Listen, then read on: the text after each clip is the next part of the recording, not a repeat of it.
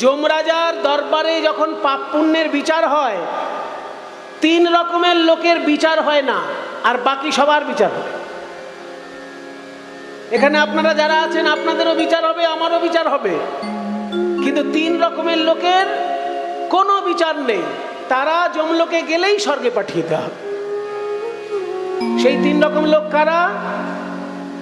এক হচ্ছে যারা সন্ন্যাস ধর্ম গ্রহণ করেছে। যদি কেউ সন্ন্যাস ধর্ম গ্রহণ করে, জগতের কল্যাণের জন্য নিজের জীবন যদি কেউ উৎসর্গ করে, তাহলে তার আর পাপ পুণ্যের বিচার হয় না, সরাসরি স্বর্গ। 2 কারা? 2 হচ্ছে যারা সতী নারী, সারা জীবন সৎ থেকে পতির সেবা করে, সৎ সন্তান উৎপন্ন করে জগতের কল্যাণ করেছেন, সেই সতী নারী যারা, তাদেরও কোনো বিচার হয় না, সরাসরি তারা স্বর্গগমন। কি বুঝলে? আর এক হচ্ছে যদি কেউ ব্রহ্মচর্য পালন করে মৃত্যুবরণ করে, তাহলে তারও সরাসরি স্বর্গে গমন হয়। 3 প্রকারের মানুষের কোনো পাপ পুণ্যের বিচার হয় না, আর বাকি সকলেরই কিন্তু পাপ পুণ্যের বিচার হয়। তাহলে এতখানি ক্ষমতা সতীকে কেন দেওয়া হলো যে তার পাপ পুণ্যের বিচার হবে না, সরাসরি স্বর্গে? শুনে নাও তাহলে সতীর কাহিনী। কুষ্ঠী বিপ্রের রমণী, সতী সাধ্বী শিরোমণি, পতি লাগি কইল বাইজি সেবা, পতি লাগি কইল বাইজি সেবা, জিয়াইল নিজ পতি, স্তম্ভিল সূর্যের গতি, তুষ্ট করি মুখ্য 3 দেবা, তুষ্ট করি মুখ্য 3 দেবা। মালাবতী বলে একজন সতী ছিল, তার স্বামী ছিল কুষ্ঠরোগগ্রস্ত। প্রতিদিন স্বামীকে ঝুড়িতে করে নিয়ে গিয়ে নদীতে স্নান করাতো, স্বামীকে খাইয়ে দাইয়ে শুইয়ে রাখতো, তারপর সারাদিন কাজ করতে যেত, কাজ করে এসে আবার স্বামী সেবা করত। তো একদিনকে তার স্বামী একটা মনের ইচ্ছা প্রকাশ করলো যে, জানো মালাবতী, আমার একটা খুব ইচ্ছে আছে, কিন্তু আমি তোমায় বলতে পারছি না। বলে, কি ইচ্ছে আপনার? বলে, তুমি যখন আমাকে নদীতে স্নান করাতে নিয়ে যাও, ওই নদীর ওই পারে একজন বাইজি স্নান করতে আসে, তার রূপ দেখে আমার খুব ভালো লেগেছে, একবার কি ওই বাইজির সঙ্গে আমার একটু কথা বলিয়ে দিতে পারবে? কোনো নারী এই কাজ করতে পারে? স্ত্রীকে বলছে যে আর একটা মেয়েকে আমার ভালো লেগেছে, তার সঙ্গে একটু গল্প করিয়ে দাও। কিন্তু ইনি যেহেতু সতী সাধ্বী শিরোমণি, তাই বলেন, হ্যাঁ স্বামী, আপনার ইচ্ছা আমি পূর্ণ করব। এইবার স্নান করাতে নিয়ে গিয়ে নদীর ওই পারে এক রমণী স্নান করছিল, তার বাড়িতে গিয়ে বলে যে, আমি বিনা পয়সায় তোমার কাপড় চোপড় কেচে দেব। কেন ভাই? বলে, আমার একটা ইচ্ছা তোমায় পূর্ণ করতে হবে। কি ইচ্ছা? বলে, আমার স্বামী একটু তোমার সঙ্গে গল্প করতে চায়, তার খুব ইচ্ছা যে তোমার সঙ্গে একটু গল্প করবে, তোমাকে একটু ভালো করে দেখবে। তখন সেই রূপবতী বাইজি বলে যে, এইরকম নারী আমি জীবনে দেখিনি, যে স্বামীর সঙ্গে আমার দেখা করানোর জন্য আমার জামা কাপড় কেচে দিতে চাইছে। তোমাকে বাবা জামা কাপড় কাচতে হবে না, তোমার স্বামীকে নিয়ে এসে আমি গল্প করব। এইবার মালাবতী আবার মাথায় করে ওই বাইজির বাড়িতে স্বামীকে নিয়ে গেছে। মালাবতী যখনই বাইজির বাড়িতে নিয়ে গেছে, বাইজি তখন কুষ্ঠরোগগ্রস্ত ব্রাহ্মণ, তাকে দেখে বলছে যে, দেখুন আমি তো বাইজি, লোকে একটু বাজে শব্দ বলে, বেশ্যা বলে, কিন্তু আমাকে বাইজি বলেই লোকে চেনে। তা আমার কাছে অতিথি আসলে আমি তো তার সৎকার করি। আপনাকে শরবত খেতে হবে আমার বাড়িতে যখন এসছে। একটা সোনার গ্লাসে দিয়েছে আর একটা কাঁচের গ্লাসে দিয়েছে। তখন কোনটায় আপনি শরবত খাবেন বলুন? বলে, আমি ব্রাহ্মণ মানুষ, বাইজি বাড়িতে এসে শরবত খাবো, আমার পাপ হবে। তবে স্বর্ণপাত্রে কিছু গ্রহণ করলে পাপ হয় না। কাজে ওই কাঁচের গ্লাসটা সরিয়ে নাও, সোনার গ্লাসের শরবতটা আমাকে দাও। তখন বাইজি বলছে, ব্রাহ্মণ, সারা গায়ে কুষ্ঠরোগ নিয়ে বসে আছো, তোমার শাস্ত্রজ্ঞান একেবারে টনটনে, কিন্তু কাণ্ডজ্ঞান বলতে তোমার কিচ্ছু নেই। হ্যাঁ, কিরকম? তুমি বাইজি বাড়িতে এসে বলছো যে সোনার গ্লাসে শরবত খেলে পাপ হবে না, আর কাঁচের গ্লাসে শরবত খেলে তোমার পাপ হবে। আর তোমার নিজের স্ত্রী যে মালাবতী, সে হচ্ছে শুদ্ধ সতী, সে হচ্ছে সোনার গ্লাস। আর আমি বাইজি দেখতে যতই সুন্দরী হই, আমি হলাম কাঁচের গ্লাস। সেই সোনার গ্লাসে শরবত না খেয়ে তুমি এই কাঁচের গ্লাসের দিকে তোমার নজর পড়েছে। যখনই এই কথা বলেছে অমনি ব্রাহ্মণ বলছে, মালাবতী, এই বাইজি আমার কাণ্ডজ্ঞানের নয়ন খুলে দিয়েছে, তুমি আমাকে এখনই এখান থেকে বাড়ি নিয়ে চলো। মালাবতী যখনই আবার স্বামীকে মাথায় নিয়ে বাড়িতে আসছে, আস্তে আস্তে বুঝতে পারেনি অন্ধকারের মধ্যে এক ঋষির গায়ে পদাঘাত লাগলো। সেই ঋষি আবার একটা শুলের উপর বসে তপস্যা করছিলেন। শুলটা শরীরের মধ্যে অর্ধেকটা ঢুকে আছে। হ্যাঁ, মারাত্মক তপস্যা। শুলের উপর বসে ঋষি তপস্যা করছে, তার নাম মান্ডব্য ঋষি। আর যেহেতু শরীরের মধ্যে অর্ধেকটা শুল ঢুকে আছে, ওই জন্য ওর নাম অনিমান্ডব্য।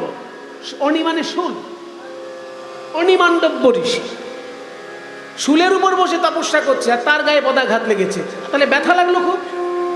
ভেতরে যদি তলোয়ার ঢোকানো থাকে আর শরীরটাকে যদি কেউ ঝাঁকানি দেয়, ব্যথা লাগবে না? মান্ডব্য ঋষির ব্যথা লাগলো। কে রে দুষ্টা রমণী, এমন ভাবে যাচ্ছিস, মনি ঋষির দিকে নজর নেই, আমার গায়ে তো পদাঘাত লাগলো, কে তুই? বলে, আমার নাম মালাবতী। তো মাথায় কি?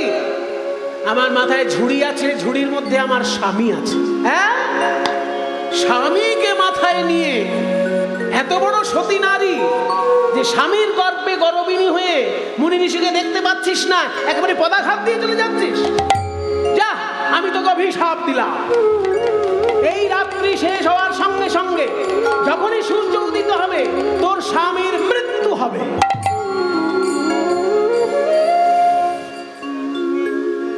যখনই এত বড় অভিশাপ দিয়ে দিল যে রাত্রি পোহানোর সঙ্গে সঙ্গে সূর্য উদয় হওয়ার সঙ্গে সঙ্গে স্বামীর মৃত্যু হবে, অমনি সতী সাধ্বীরমণি মালাবতী সেই ঋষির দিকে তাকিয়ে বলে, ঋষিবর, আপনি জগতের কল্যাণের জন্য কঠিন তপস্যা করছেন, আমি না দেখে আপনার গায়ে আমার পা লেগে গেছে, আপনার ভিতর ক্ষমা বুদ্ধি এখনো আসেনি, আপনি আমায় অভিশাপ দিয়ে দিলেন। আমিও শুনে নিন, আমিও যদি সতী সাধ্বী রমণী হয়ে থাকি, এই সূর্য পূর্ব গগনে কখনো উদিত হবে না। সূর্য উঠলে তবে তো আমার স্বামী মরবে। আমি বলে দিলাম, আপনি বলেছেন সূর্য উঠলে স্বামী মরবে, আর আমি বলে দিলাম সূর্যই উঠবে না। দেখুন কার কথা শুনে। এইখানেই বলা হচ্ছে সতী সাধ্বী রমণীর এতখানি ক্ষমতা। সূর্য দেবতা আর কিছুতেই উঠতে পারছে না, কারণ তিনি জানেন, আমি যদি উঠে পড়ি, ওই সতীর নজর যদি আমার উপরে সে লাগে, সঙ্গে সঙ্গে আমার জীবন শেষ। তাই সূর্য আর আকাশে উঠছে না, সারা রাত্রি অন্ধকার হয়ে, অন্ধকারই আর কাটছে না। ওই জন্য পদে বলছে, কুষ্ঠী বিপ্রের রমণী সতী সাধ্বী শিরোমণি, পতি লাগি কইল বাইজি সেবা, স্তম্ভিল সূর্যের গতি। সূর্যের গতি স্তম্ভিত করে দিল, সূর্য আর উঠছে না। শেষকালে কি হলো? ব্রহ্মা বিষ্ণু মহেশ্বর তিনজন দেবতা এসে মালাবতীকে বলছে, ওগো সতী নারী, তুমি একটু সূর্যকে উঠতে বলো। আমি আমার সূর্যকে উঠতে বলি, আর অকালে আমি বিধবা হই? হ্যাঁ, আমি হলাম সতী নারী, আমি বিধবা হয়ে যাব, আর সূর্য উঠবে? আপনার মনে মান্ডব্য ঋষিকে কিছু বলুন। আচ্ছা মান্ডব্য ঋষি, আপনি দয়া করে অভিশাপ ফিরিয়ে দিন। অভিশাপ বলছে, মান্ডব্য ঋষি বলছে, আমার সারা গায়ে ব্যথা হয়েছে ওই নারীর পদাঘাত লেগে, আমি অভিশাপ ফিরাবো না। মান্ডব্য অনড় আর মালাবতীও অনড়। শেষকালে দেবতারা তিনজন মিলে একটা গোল টেবিল বৈঠক করল। একটা বৈঠক করে ঠিক করা হোক কি করা যায় এই ক্ষেত্রে। ব্রহ্মা বিষ্ণু মহেশ্বর তিনজন আবার এসেছে। দেখো মালাবতী, তোমার কথাও থাকবে, মান্ডব্য ঋষির কথাও থাকবে। আমরা একটা সিদ্ধান্ত নিয়েছি। কি সিদ্ধান্ত? বলে তুমি সূর্যকে উঠতে বলবে, সূর্য যেই উঠবে অমনি তোমার স্বামীর মৃত্যু হবে। বাহ, মৃত্যু হবে। বলে দাঁড়াও, আরো শোনো, কিন্তু মৃত্যু হয়ে মৃত্যুটা থাকবে কতক্ষণ? একটা ষাঁড়ের শিঙের উপর একটা সর্ষে রাখলে সর্ষেটা যতক্ষণ দাঁড়িয়ে থাকে ওইটুকু সময় মৃত্যু হবে। ষাঁড়ের শিং, শিঙের উপর যদি সর্ষে রাখা হয়, সর্ষেটা রাখা যতটুকু টাইম থাকবে, কতক্ষণ থাকবে? হ্যাঁ, ওইটুকু সময় স্বামীর মৃত্যু হবে। কিন্তু তারপরেই তোমার স্বামী যখন আবার বাঁচবে তখন তার আর কুষ্ঠ রোগ থাকবে না, হৃষ্টপুষ্ট শরীর নিয়ে পূর্ণ যুবক হয়ে তোমার স্বামী দেখবে।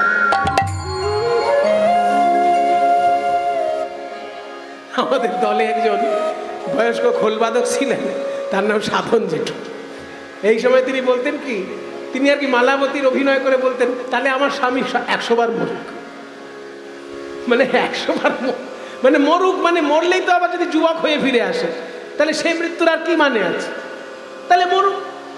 যখনই এইরকম ভাবে বলেছে দেবতাগণ যে ষাঁড়ের মাথায় একটা শস্যে রাখলে শস্যটা যতটুকু থাকবে সেইটুকু সময়ে মৃত্যু হবে, তারপর আবার বেঁচে উঠবে যখন, কুষ্ঠরোগ তার থাকবে না, পূর্ণ যুবক হয়ে তোমার স্বামী দেখা দেবে। এই কথা শুনে তখন মালাবতী বললেন, যদি ক্ষণকালের জন্য আমার স্বামীর মৃত্যু হয় সেই সময় আমি প্রাণায়াম করব, আমিও নিঃশ্বাস গ্রহণ করব না। প্রাণায়াম তো 3 রকমের। যখন বায়ুটা নেওয়া হয় তাকে কি বলে?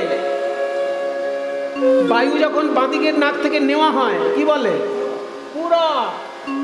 আর যখন বায়ুটাকে আটকে রাখা হয় তাকে কি বলে? কুম্ভক। দেখুন, যে করে সে জানে। প্রত্যেকটি ব্রাহ্মণকে প্রতিদিন প্রাণায়াম করার নিয়ম। আহ্নিকের অঙ্গ হচ্ছে প্রাণায়াম। আহ্নিকে বসে প্রতিদিন 3 বার প্রাণায়াম করা দরকার। এটা প্রতিদিনের কাজ ব্রাহ্মণের। বাঁদিক থেকে বায়ু নেবে, মাঝখানে আটকে রাখবে, ডান দিকে ছাড়বে, আবার ডান দিক থেকে বায়ু নিয়ে মাঝখানে আটকে রেখে বাঁদিকে ছাড়বে, আবার বাঁদিক থেকে নিয়ে মাঝখানে আটকে রেখে ডান দিকে ছাড়বে। 3 বার প্রাণায়াম। আর এই প্রাণায়াম করার সময় প্রথমে বলতে হবে ব্রহ্মণে নমঃ।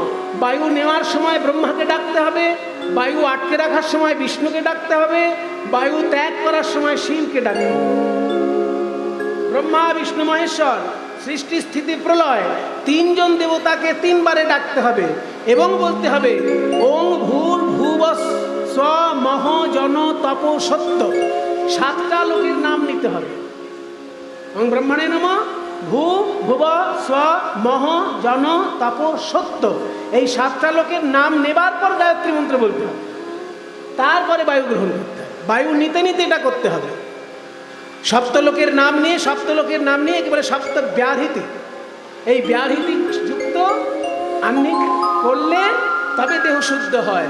কাজেই বায়ু নেওয়া যখন তাকে বলে পূরক, বায়ু আটকানো যখন তাকে বলে কুম্ভক, আর বায়ু ত্যাগ করা যখন তাকে বলে রেচক। তাহলে আমি বায়ু নিয়ে যদি ত্যাগ করি আর ত্যাগ করার পর বায়ু যদি না নিই তাহলে তো মৃত্যুই ধরা হচ্ছে। তাই স্বামী যখন দেহ ত্যাগ করবেন ওই ক্ষণকালের জন্য আমি নিঃশ্বাসই নেবো না, তাহলে আমারও তো মৃত্যুই হল। যেই স্বামী আবার বেঁচে উঠবে আমি আবার নিঃশ্বাস নেব। তাই স্তম্ভিল সূর্যের গতি, জিয়াইল নিজ পতি, তুষ্ট করি মুখ্য 3 দেবা। তাহলে শুনলে মায়েরা সতী কেমন হয়? ব্রহ্মা, বিষ্ণু, মহেশ্বর পর্যন্ত এসে হাত জোড় করে বলছে যে সূর্যকে উঠতে বলুন, নইলে সৃষ্টি স্থিতি সব ধ্বংস হয়ে যাবে। এই হলো সতী। আর তোমরা অর্ধেক রাত্রে আমার সঙ্গে দেখা করতে এসেছো সাজগোজ করে। এই কথা যখনই বলেছে সমস্ত গোপীর 2 নয়ন ধারায় ভেসে যায়। অধবদনে তারা পায়ের নখ দিয়ে মাটি খুঁড়ছে, আর গোবিন্দের দিকে অপলক নয়নে চেয়ে নয়ন ধারায় ভেসে যায় ওই ছন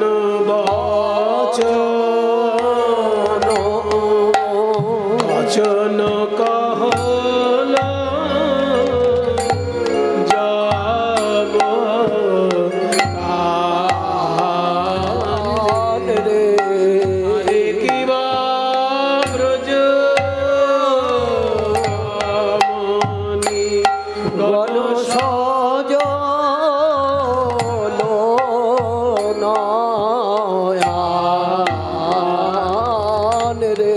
আরে কি বা ব্রজ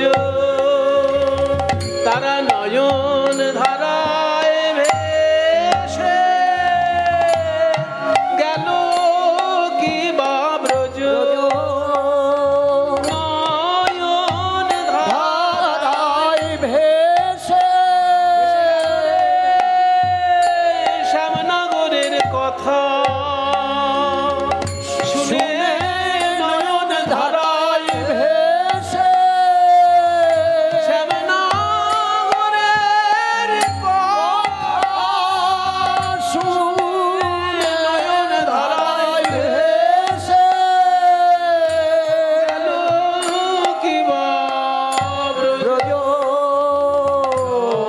রমণী গণ সজ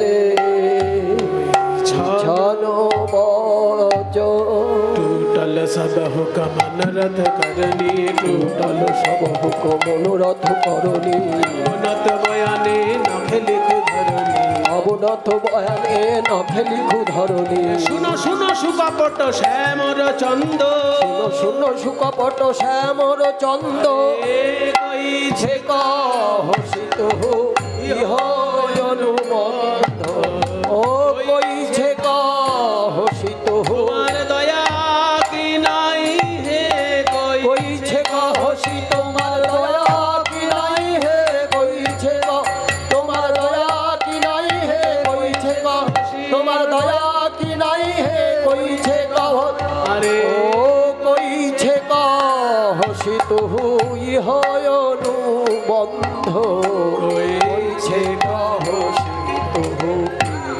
বনো বন্ধ কইছে हेरे तेरा ऐसन भाती হেরত রাতি ওই ছন ভাতি শ্যাম মোহন মদনে মাতি রে হেরত রাতি ওই ছন ভাতি শ্যাম মোহন মদনে মাতি রে मुरली का गान पंचमता কিবা মুরলি কো গান পঞ্চমতা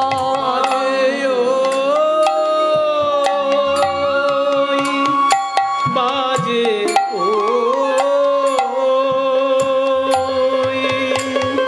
बाजे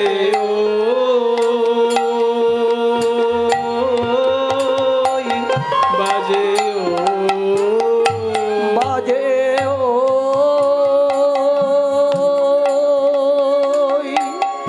বাজে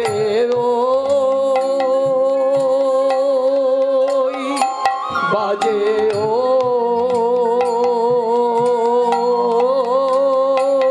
বাজে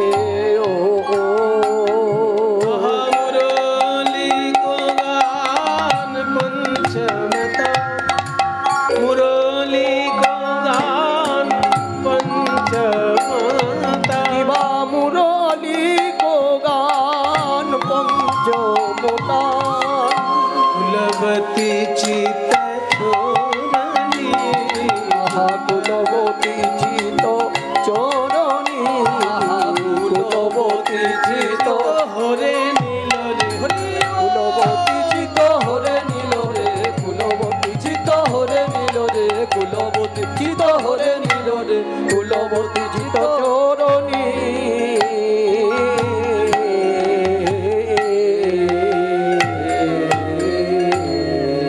বেজে উঠল শ্যাম সুন্দরের বংশীধ্বনি যাতে পঞ্চবীজ পঞ্চাক্ষরের কামবীজ মন্ত্র ধ্বনিত হল ও বাঁশি রে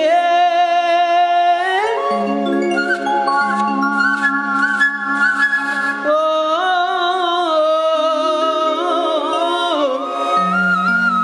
ওরে কালার বাঁশি রে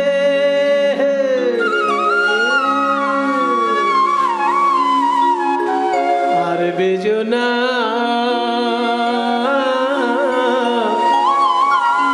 আর বেজো না না না না ওরে কালার বাঁশি ও বাঁশি রে ওরে কালার বাঁশি মায়েরা একবার বলুন তো রে আর বেজো না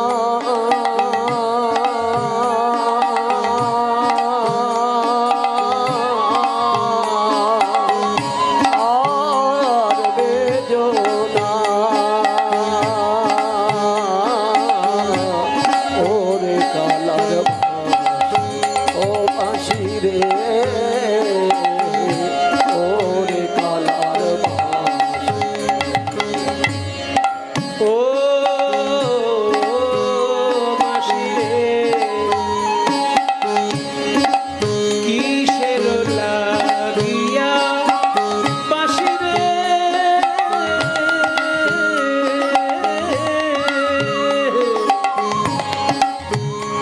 ও বাঁশি তুমি করো দুটি কোনা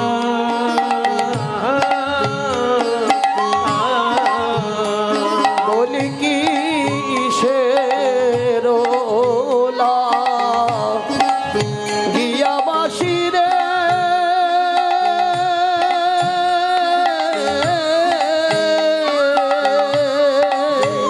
তুমি করো দুটি পোনা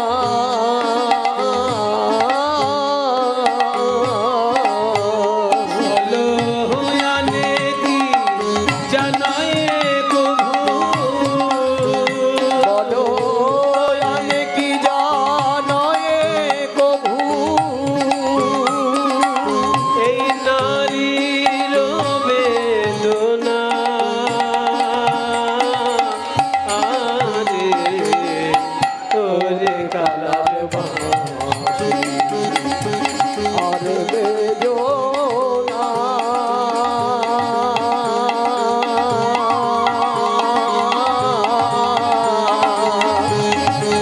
ও বাঁশি রে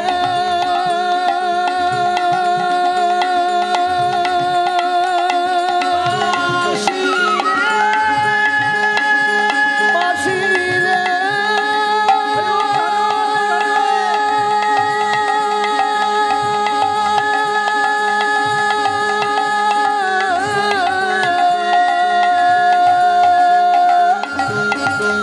ও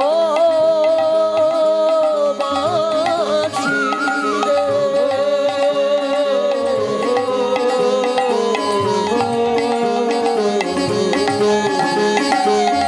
ওরে কালার বাঁশি বাঁশি ওরে কালার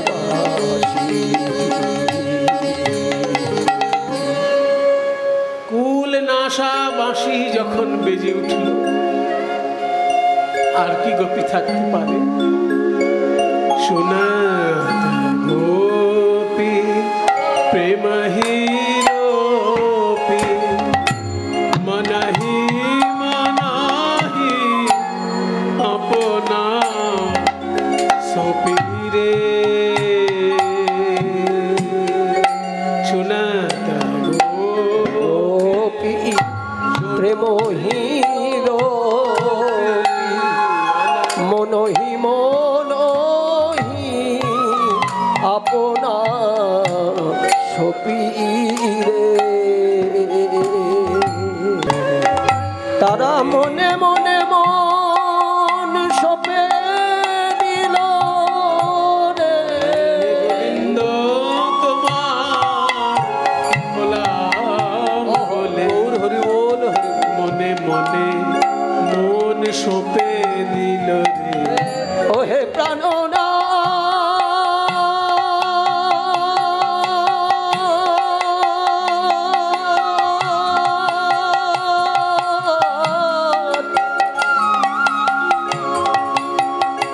প্রাণনা